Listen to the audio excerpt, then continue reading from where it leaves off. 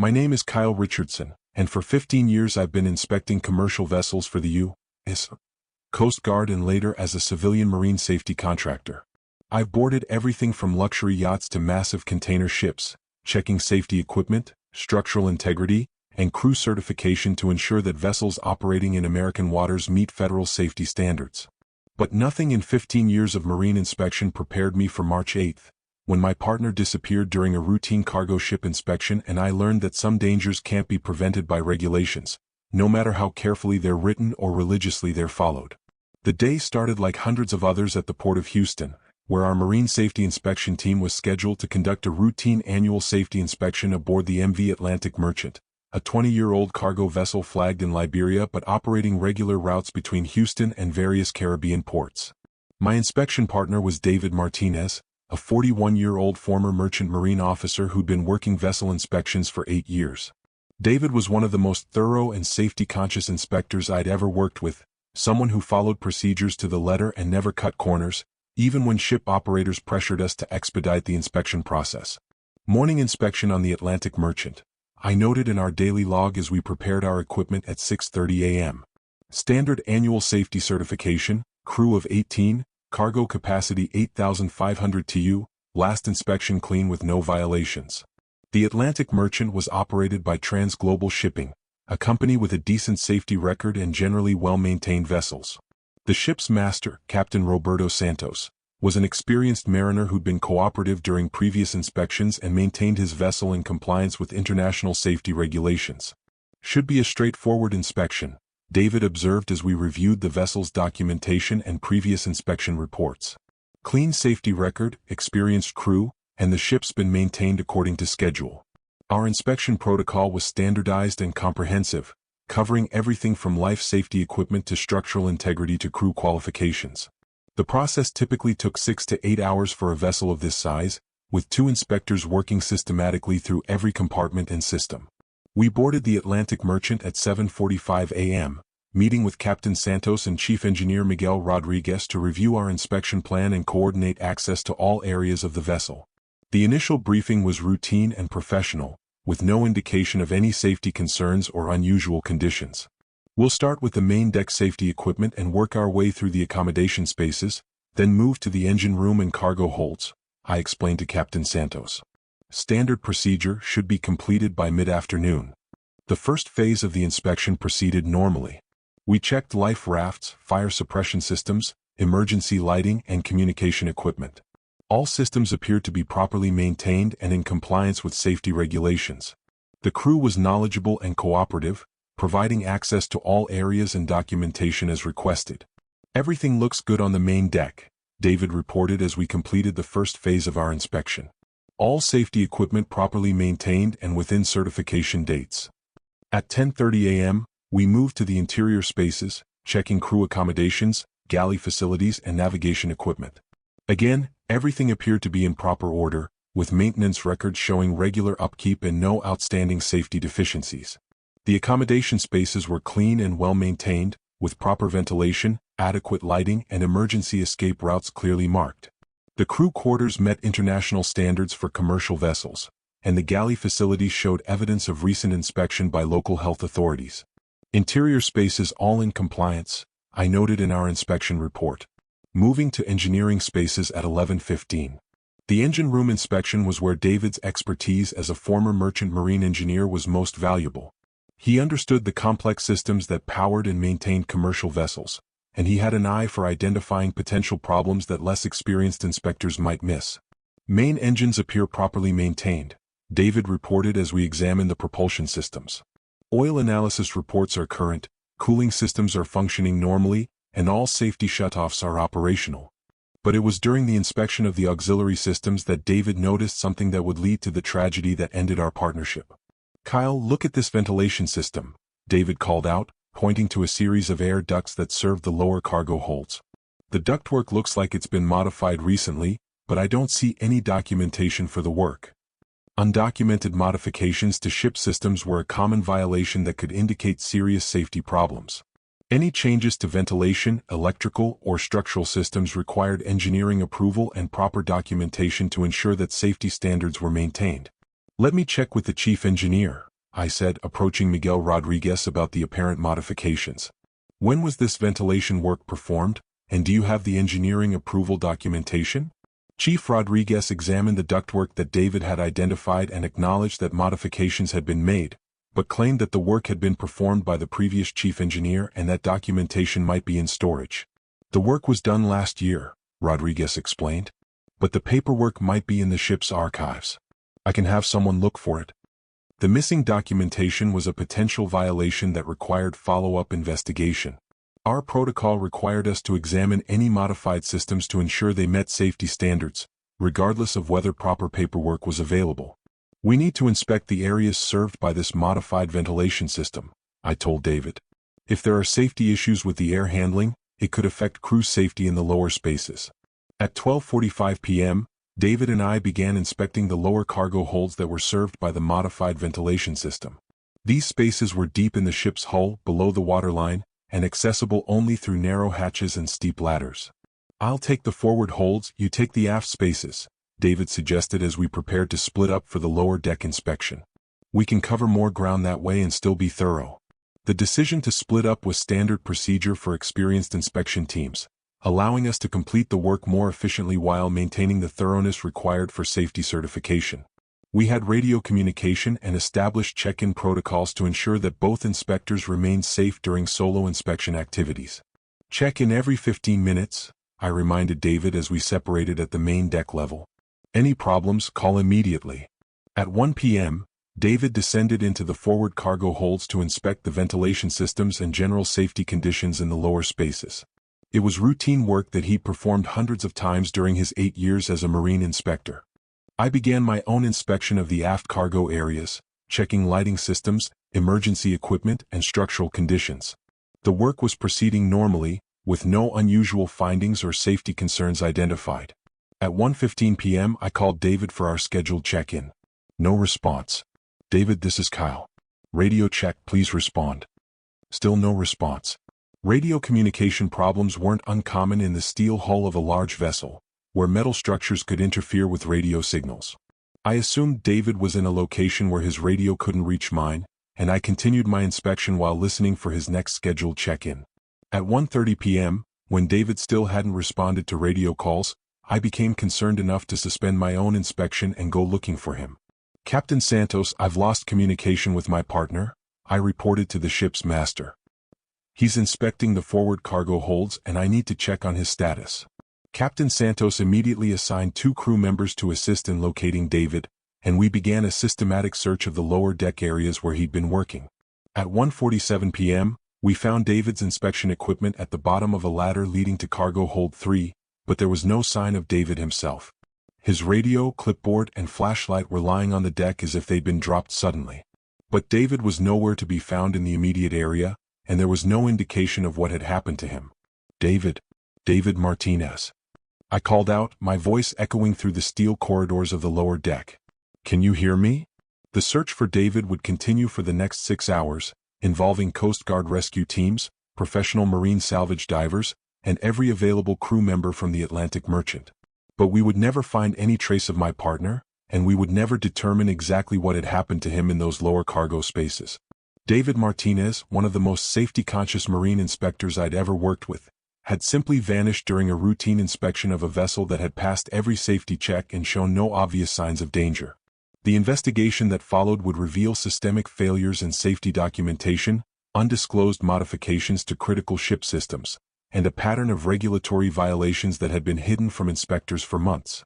But it would be too late to save my partner, and too late to prevent the tragedy that should never have happened during a routine safety inspection. It was supposed to be just another day of checking compliance and ensuring that vessels met safety standards. Instead, it became the day I learned that regulations and procedures, no matter how carefully designed, can't protect you from dangers that ship operators work deliberately to conceal. The immediate response to David's disappearance was swift and professional, but the growing realization that an experienced marine inspector had vanished without a trace aboard a vessel that appeared to meet all safety standards created an emergency that no one was prepared to handle. Coast Guard Station Houston, this is Marine Inspector Richardson aboard the MV Atlantic Merchant. I radioed at 2:15 p.m. I need to report a missing person emergency. My inspection partner has disappeared during routine vessel inspection. The Coast Guard response was immediate and comprehensive. Within 30 minutes, rescue teams were en route to our location, and the Port Authority had placed the Atlantic Merchant under emergency detention to prevent any interference with search and rescue operations. Inspector Richardson, this is Lieutenant Commander Sarah Wilson from Coast Guard Station Houston, came the radio response. We have rescue teams deploying to your location. Can you provide details about when and where your partner was last seen? I provided a detailed briefing on David's planned inspection route, his last known location, and the timeline of his disappearance. But even as I described the situation, I was struggling to understand how an experienced inspector could simply vanish aboard a vessel that we'd been systematically examining for hours. Last radio contact was at 1 p.m. when he entered cargo hold 3 for ventilation system inspection, I reported. His equipment was found at the bottom of the access ladder, but there's no sign of Inspector Martinez anywhere in the immediate area. Captain Santos had ordered all ship operations suspended and made his entire crew available for search activities. The cooperation was complete and professional, but I could see the concern in his eyes as the reality of the situation became apparent. In 30 years at sea, I've never had anyone disappear from my ship, Captain Santos told me as Coast Guard teams began arriving. We've searched every space that your partner could have accessed, but it's like he just vanished. The Coast Guard search teams were led by Senior Chief Michael Rodriguez, a veteran rescue specialist with extensive experience in vessel emergencies and missing person investigations. His systematic approach to the search was reassuring, but the confined spaces and complex layout of the cargo ship created challenges that tested even experienced rescue professionals. We're going to search every compartment, every void space, every area where a person could possibly be, Senior Chief Rodriguez explained as his teams prepared their equipment. But I need you to walk us through exactly what your partner was supposed to be inspecting and what route he would have taken. The detailed search began at 3:30 p.m., with Coast Guard teams working systematically through the forward cargo holds where David had been conducting his inspection.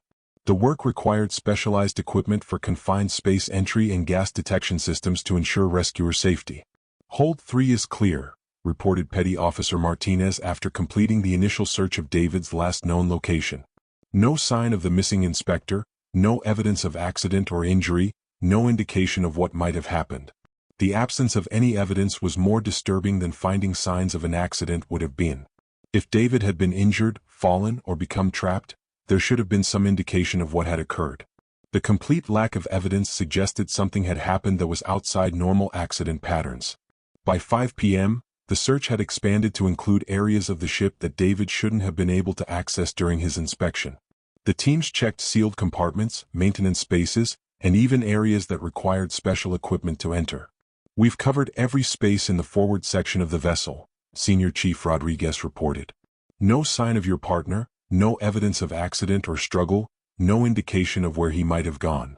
The systematic search continued through the evening, with professional marine salvage divers checking underwater areas around the ship's hull and Coast Guard aircraft conducting searches of the surrounding harbor area. But 6 hours of intensive searching had produced no trace of David Martinez. It's like he just disappeared, I told Lieutenant Commander Wilson during one of our briefings. David was one of the most safety-conscious people I've ever worked with. He wouldn't take unnecessary risks or deviate from established procedures. The mystery of David's disappearance was compounded by the apparent normalcy of everything else about the inspection. The Atlantic Merchant had passed every safety check, the crew had been cooperative and professional, and there had been no indication of any unusual conditions or hazards. But as the search continued into the night, a more detailed examination of the ship's systems began to reveal discrepancies that hadn't been apparent during our initial inspection. Inspector Richardson, we need you to look at something, Chief Warrant Officer Lisa Thompson called out at 8:30 p.m. We found some irregularities in the ventilation system that your partner was inspecting. What the Coast Guard investigators had discovered was a complex pattern of undocumented modifications to the ship's air handling systems that had been designed to conceal serious safety violations. The ventilation ductwork that David had been examining had been altered to bypass safety sensors and redirect airflow in ways that weren't apparent from surface inspection. This isn't just missing paperwork, Chief Thompson explained as she showed me the sophisticated concealment system. Someone deliberately modified these systems to hide safety violations from inspectors. The revelation that the Atlantic Merchant had been operating with deliberately concealed safety violations changed the entire context of David's disappearance. Instead of a mysterious accident aboard a compliant vessel, we were now looking at a potential crime scene where regulatory violations had been systematically hidden from safety inspectors. If your partner discovered these modifications during his inspection, he might have encountered someone who didn't want that information reported, Lieutenant Commander Wilson suggested during our emergency briefing. The possibility that David had been harmed to prevent him from reporting safety violations was disturbing, but it provided the first logical explanation for his complete disappearance. If someone aboard the Atlantic Merchant had been involved in concealing regulatory violations, they might have been desperate enough to prevent exposure of their activities. We need to treat this as a potential criminal investigation, I told the Coast Guard team.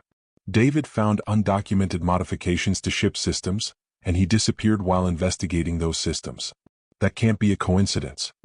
The investigation expanded to include FBI agents with expertise in maritime crimes and federal prosecutors who specialized in violations of shipping safety regulations. But the criminal investigation also revealed that the safety violations aboard the Atlantic Merchant were far more extensive than the ventilation system modifications David had discovered. This vessel has been operating with falsified safety certificates, bypassed emergency systems, and concealed structural defects for at least 18 months. FBI Special Agent Patricia Martinez reported after 3 days of investigation. The violations are serious enough to result in criminal charges against multiple individuals. The systematic nature of the regulatory violations suggested that David's disappearance hadn't been a random crime, but a deliberate act to prevent exposure of activities that could have resulted in federal prison sentences for everyone involved. But despite overwhelming evidence of criminal activity aboard the Atlantic Merchant, investigators were unable to determine exactly what had happened to David or locate any trace of his remains. The mystery of his disappearance remained unsolved even after the criminal aspects of the case were resolved. We know that Inspector Martinez discovered evidence of serious safety violations, U.S. Attorney Robert Wilson explained during the prosecution briefings. We believe that he was killed to prevent him from reporting those violations. But we can't prove exactly how his murder was accomplished or what was done with his body. The prosecution of the criminal case would eventually result in federal convictions for conspiracy, regulatory fraud, and negligent homicide related to David's death. But it wouldn't bring back my partner, and it wouldn't answer the questions about how an experienced inspector could be murdered aboard a vessel that was under active inspection by federal safety officials. 6 months after David's disappearance, the Atlantic Merchant was scrapped for salvage, having been condemned as unsafe for further operation. The investigation had revealed structural defects and safety violations so extensive that repair would have been more expensive than replacement. But for me, the scrapping of the vessel meant the permanent loss of any evidence that might have explained exactly what had happened to my partner during those critical minutes when he disappeared from Cargo Hold 3. David Martinez had been murdered for doing his job, ensuring that commercial vessels met safety standards designed to protect crews and cargo. His death had exposed criminal violations that had endangered dozens of sailors, but it had also cost me the best partner I'd ever worked with and taught me that some people were willing to kill to protect their criminal enterprises. 3 weeks after David's disappearance, the FBI investigation had uncovered a conspiracy that reached far beyond the crew of the Atlantic Merchant. What had started as a routine safety inspection had revealed a systematic pattern of regulatory fraud that involved multiple shipping companies, corrupt certification officials, and a network of accomplices who profited from concealing safety violations.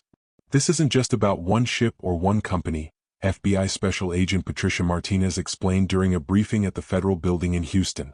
We're looking at an organized conspiracy to falsify safety certifications for dozens of vessels operating in U.S. waters. The scope of the conspiracy was staggering.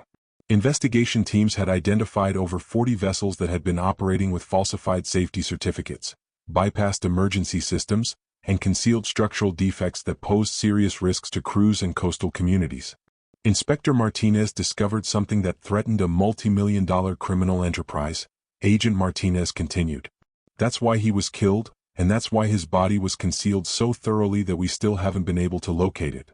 The revelation that David had died because he discovered evidence of a massive regulatory fraud conspiracy made his murder feel even more senseless.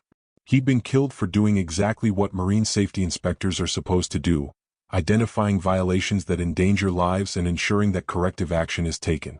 But the investigation had also revealed how the conspiracy had been able to operate for years without detection by federal oversight agencies.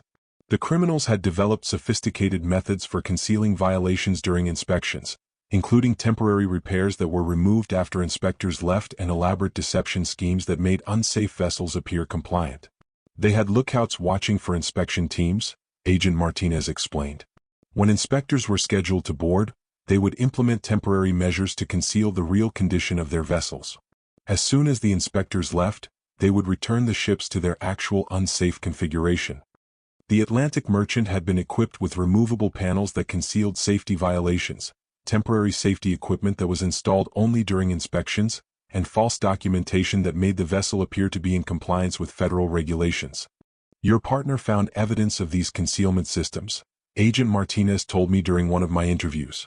That's why he was targeted. The conspiracy couldn't allow him to report what he discovered. But the investigation had also revealed disturbing information about how David's murder had been accomplished and why his body had never been found. The ship had been modified with hidden compartments that weren't shown on any official plans, Agent Martinez explained. We believe Inspector Martinez was trapped in one of these compartments and that his body was disposed of at sea before we could complete our search. The existence of hidden compartments aboard the Atlantic Merchant explained how David could have disappeared so completely during our inspection. He'd been lured into a trap that was specifically designed to eliminate anyone who discovered the conspiracy's activities. The compartment was equipped with remote-controlled sealing mechanisms, Agent Martinez continued. Someone could have trapped your partner from a different location on the ship, then removed his body after the initial search was completed. The technical sophistication of the murder scheme was disturbing, but it also demonstrated the resources and planning that the conspiracy had invested in protecting their criminal operations. They weren't just concealing safety violations, they were prepared to commit murder to prevent exposure. The investigation had led to arrests of 12 individuals involved in the conspiracy, including ship officers, company executives, and government officials who had been bribed to overlook safety violations. But the person directly responsible for David's murder had not been identified. We know that someone aboard the Atlantic Merchant killed Inspector Martinez, Agent Martinez told me. But the conspiracy members are protecting each other, and we haven't been able to identify the specific individual who committed the murder. The lack of a murder prosecution was frustrating, but the broader conspiracy case had resulted in federal convictions and prison sentences that would prevent similar crimes. More importantly, the investigation had led to enhanced safety inspection procedures that would make it much harder for future conspiracies to conceal regulatory violations. New inspection protocols require unannounced visits, independent verification of safety systems, and mandatory reporting of any unusual conditions discovered during inspections, explained Coast Guard Captain Jennifer Wilson, who had overseen the development of enhanced safety procedures. The new protocols were partly inspired by David's murder and designed to prevent similar tragedies. But they were also a recognition that the existing inspection system had been vulnerable to sophisticated concealment schemes that put both inspectors and vessel crews at risk. 6 months after David's disappearance, I was assigned to a new inspection partner and returned to active duty conducting vessel safety inspections. But the experience of losing David had fundamentally changed my approach to the work and my understanding of the risks that marine inspectors faced. Are you sure you're ready to return to inspection duties? Coast Guard Captain Wilson asked during my fitness for duty evaluation. The trauma of losing your partner under these circumstances would affect anyone. I was ready to return to work, but I was also determined to apply the lessons learned from David's murder to prevent similar tragedies. The experience had taught me that marine safety inspection wasn't just about checking compliance, it was about recognizing that some vessel operators were willing to commit crimes to conceal dangerous conditions. My new partner was Inspector Sarah Rodriguez, a former Navy petty officer with 10 years of experience in vessel safety inspection. Sarah had been briefed on the circumstances of David's murder and understood the enhanced security procedures that had been implemented to protect inspection teams. We work in pairs, we maintain constant communication, and we report any unusual conditions immediately, Sarah explained during our first briefing. The days of casual inspection procedures are over. The enhanced safety protocols made our work more complicated and time-consuming, but they also provided protection against the kind of sophisticated concealment schemes that had led to David's murder. Most importantly, they ensured that no inspector would face dangerous situations alone. But returning to work also meant confronting the reality that David's murder hadn't been solved and that the person responsible for killing him was still free. The conspiracy prosecution had resulted in convictions for regulatory fraud, but the murder case remained open and unsolved. We're still investigating Inspector Martinez's death, Agent Martinez assured me during one of our periodic updates. The case remains active and we're following up on new leads as they develop. The ongoing investigation provided some hope for eventual justice, but it also reminded me that David's killer had successfully covered their tracks well enough to avoid prosecution for murder. The technical sophistication of the crime suggested that it had been planned by someone with extensive knowledge of both vessel operations and law enforcement procedures. 1 year after David's disappearance, I received permission to address the annual convention of the International Association of Marine Safety Inspectors about the lessons learned from his murder and the enhanced safety procedures that had been implemented to protect inspection teams. Inspector Martinez was killed because he discovered evidence of a criminal conspiracy that endangered vessels and crews throughout U.S. waters, I told the convention audience.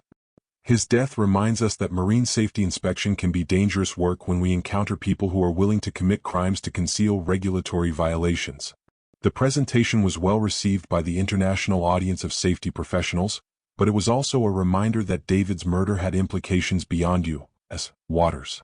The conspiracy had involved vessels operating under multiple flags, and similar concealment schemes might be operating in other jurisdictions. Enhanced inspection protocols need to be implemented internationally, suggested Captain Maria Santos from the Mexican Maritime Safety Agency. Criminals don't respect national boundaries, and neither should safety inspection procedures. The international cooperation that developed from David's murder case would eventually lead to enhanced safety inspection procedures throughout the Americas and improved information sharing between maritime safety agencies. But it would never bring back my partner or provide complete answers about exactly what had happened to him aboard the Atlantic Merchant. David Martinez had died doing the job he loved and believed in, protecting mariners and coastal communities by ensuring that vessels met safety standards. His murder had exposed a massive criminal conspiracy and led to improvements in safety inspection procedures that would protect future inspectors and prevent similar regulatory fraud. But for me, his death was also a permanent reminder that good people sometimes pay the ultimate price for doing the right thing, and that the fight for maritime safety requires constant vigilance against those who would sacrifice lives for profit. 2 years after David's disappearance, I found myself working with my third inspection partner since his murder, still carrying the weight of unanswered questions about what had happened to him during those final minutes aboard the Atlantic Merchant. The criminal conspiracy had been prosecuted, safety procedures had been enhanced, and I had returned to productive work as a marine safety inspector. But the mystery of exactly how David had been killed and what had been done with his body remained unsolved.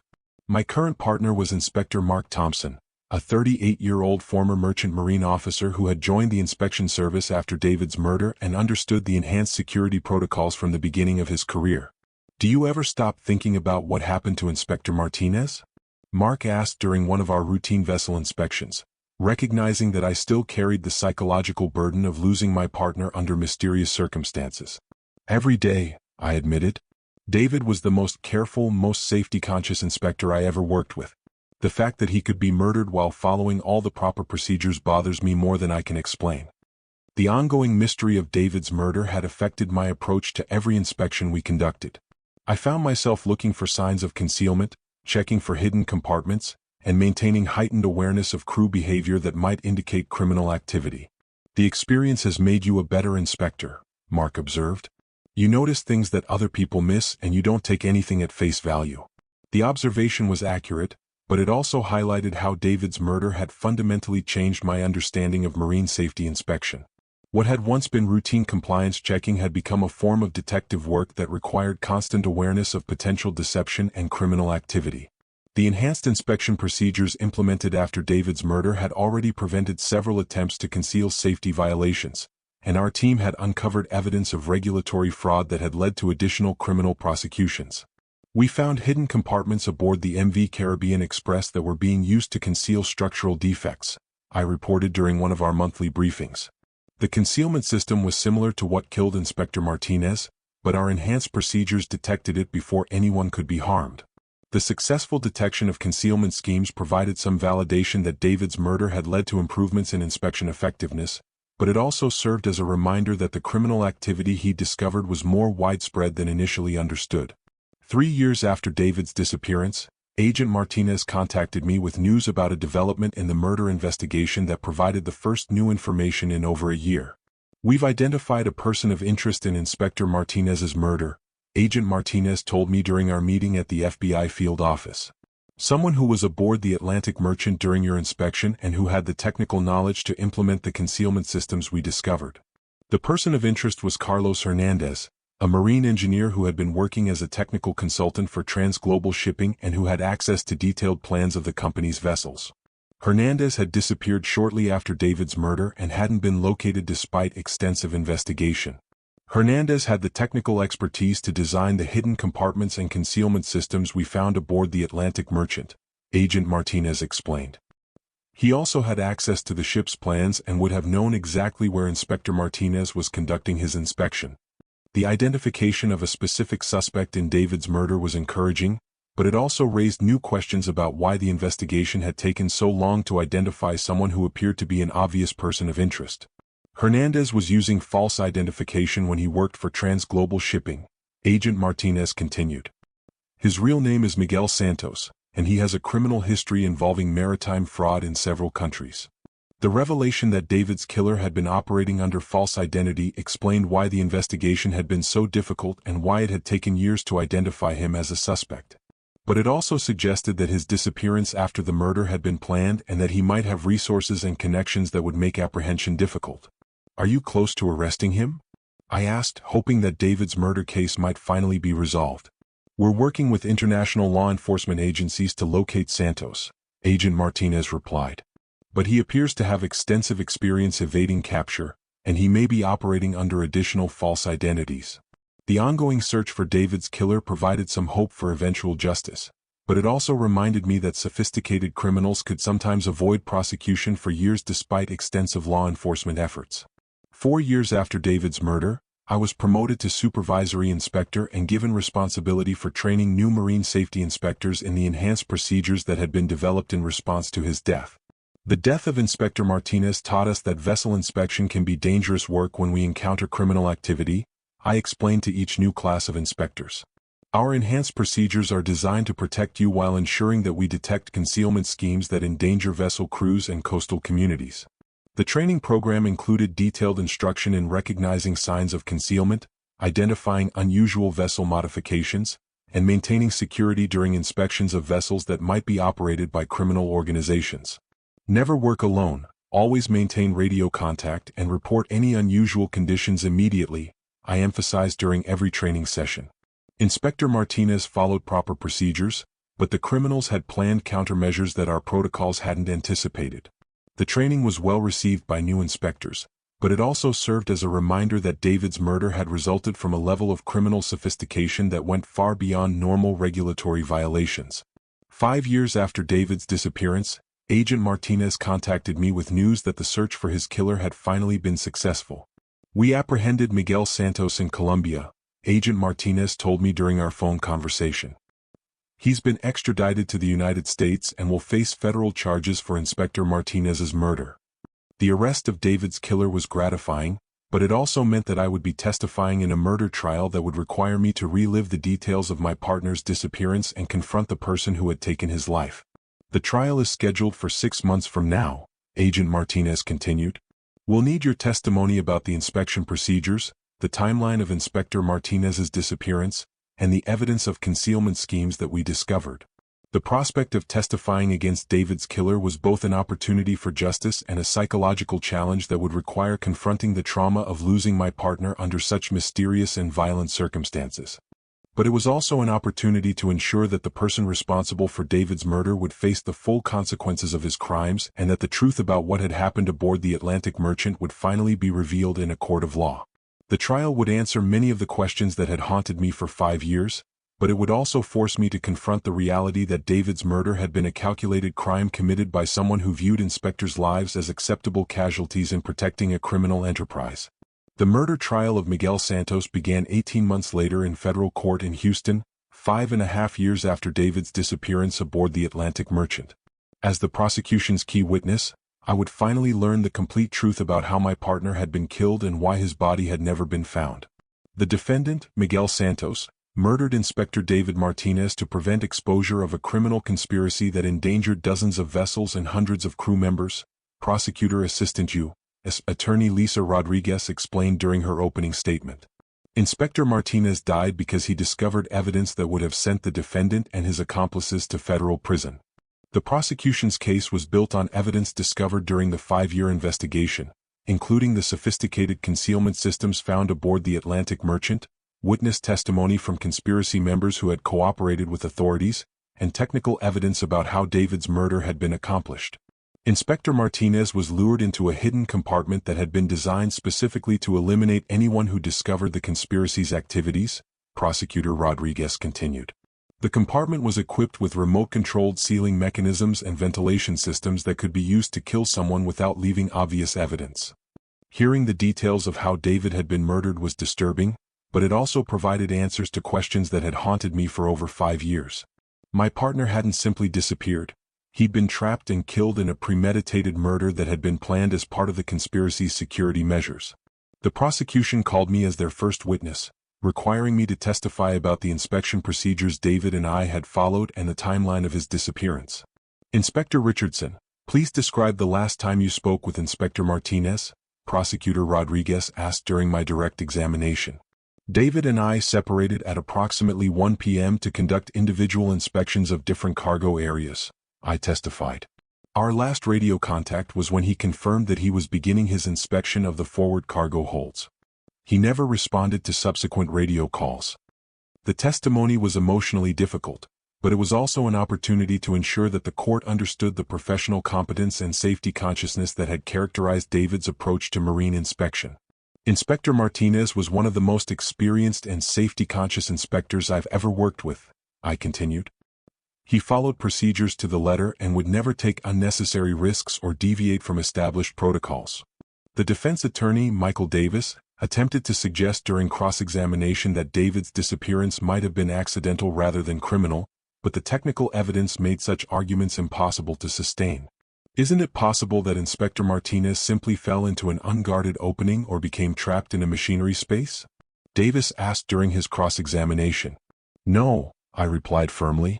We searched every accessible area of the ship within hours of his disappearance. David didn't fall or become trapped in any normal ship space. He was deliberately lured into a hidden compartment that was designed to eliminate inspectors who discovered regulatory violations. The prosecution's technical witnesses provided detailed testimony about the sophisticated concealment systems that had been discovered aboard the Atlantic Merchant, including the hidden compartment where David had been killed. The compartment was not shown on any official ship plans, testified Coast Guard Naval Architect Commander Sarah Wilson. It was a deliberate addition to the vessel's structure, designed to appear as part of the normal cargo hold but actually serving as a trap for anyone who discovered the conspiracy's activities.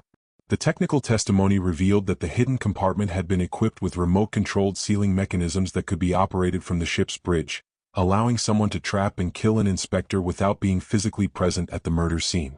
The compartment's ventilation system could be sealed and flooded with carbon dioxide, Commander Wilson continued. Anyone trapped inside would lose consciousness within minutes and die within 15 minutes without any obvious signs of violence. The revelation of how David had been killed was horrifying, but it also explained why his body had never been found despite extensive searches. The hidden compartment had been designed not just to kill inspectors, but to conceal evidence of their murders. After Inspector Martinez was killed, his body was removed from the compartment and disposed of at sea through a hidden chute that connected to the ship's hull, testified FBI forensic specialist Dr. Patricia Martinez. The entire system was designed to eliminate evidence of murder while making the victim's disappearance appear mysterious.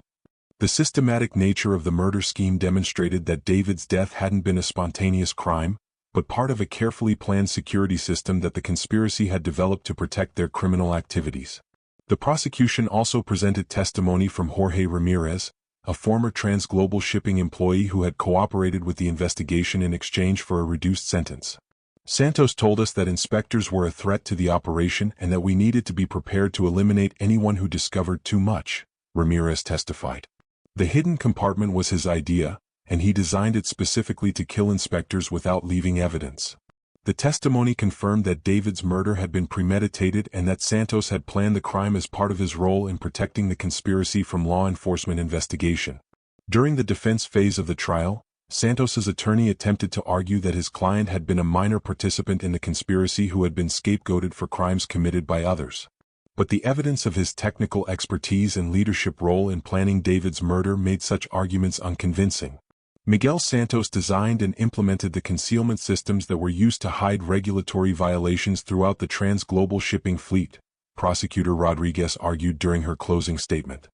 He also designed and implemented the murder system that killed Inspector Martinez. This defendant wasn't a minor participant. He was the architect of a criminal conspiracy that killed a federal law enforcement officer. The jury deliberated for 4 days before returning guilty verdicts on all charges: first-degree murder of a federal officer, conspiracy to commit regulatory fraud, obstruction of justice, and multiple counts of maritime safety violations. The defendant has been found guilty of murdering Inspector David Martinez, a dedicated public servant who died protecting the safety of mariners and coastal communities, Judge Robert Wilson announced after the verdicts were read. This court will impose a sentence that reflects the severity of these crimes and ensures that the defendant never again poses a threat to law enforcement officers or the maritime community. Santos was sentenced to life in federal prison without possibility of parole, plus an additional 40 years for the conspiracy and obstruction charges. The sentence ensured that David's killer would never be released from custody. But perhaps more importantly, the trial had provided complete answers to the questions that had haunted me for over 5 years. I finally understood exactly what had happened to David during those critical minutes when he disappeared from the Atlantic Merchant, and I knew that the person responsible for his murder would face the full consequences of his crimes. Inspector Martinez's death was not in vain, Prosecutor Rodriguez told me after the sentencing. His murder exposed a criminal conspiracy that endangered hundreds of mariners, and the investigation led to safety improvements that will protect inspectors and vessel crews for years to come. The conviction of David's killer provided closure, but it also served as a reminder that marine safety inspection remained dangerous work that required constant vigilance against criminal activity. The enhanced procedures developed after David's murder had already prevented similar crimes, but they also represented an ongoing commitment to protecting inspectors who risked their lives to ensure maritime safety. Underscore